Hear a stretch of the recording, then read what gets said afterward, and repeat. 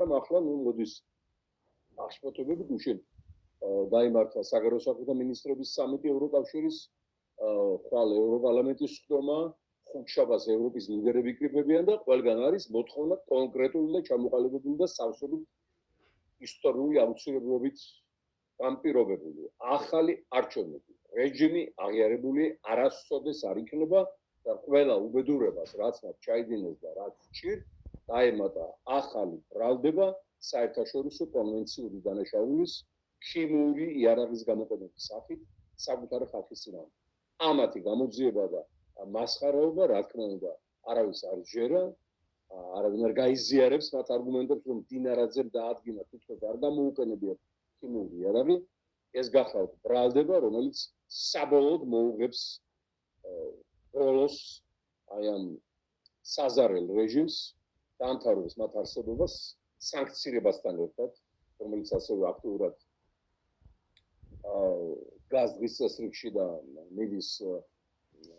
წინსვლითი სულელობით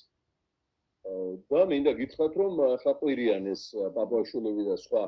დაქირავებული ერთუჯერედიანი ახამზადები იმას რომ ამ მტკიცებულებები აბა სად არის ქიმიური იარაღი გამოყენებული და სხვა ნუ ჯერ ეგეთი BBC სოფლიო ტელეკომპანია არავის გულისთვის და არავის ხათრით და არავის დავალებით იმდენად უფრთხილდება თავის პრესტიჟს არ გამოაცხადებდა გამოძიების მასალებს რომ გამოყენებული იყო თბილისში ქიმიური იარაღი მშვიდობიანი დემონსტრანტების წინააღმდეგ. ამას არ იზავდა არც ერთ შემთხვევაში, მათ უფრო მეტი მტკიცებულებები აქვს, ვიდრე ის, რაც ტელესიუჟეტებში გამოხდა.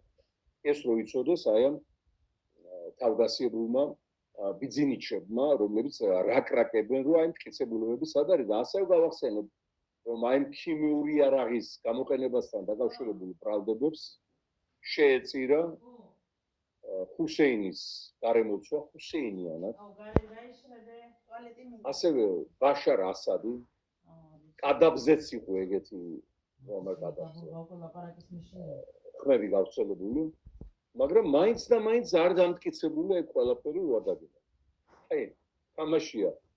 აღნიშნული კონვენციური დანაშაულის ბუნება, რომ ეჭვი თუ გაჩნდა, რომ ჩვენ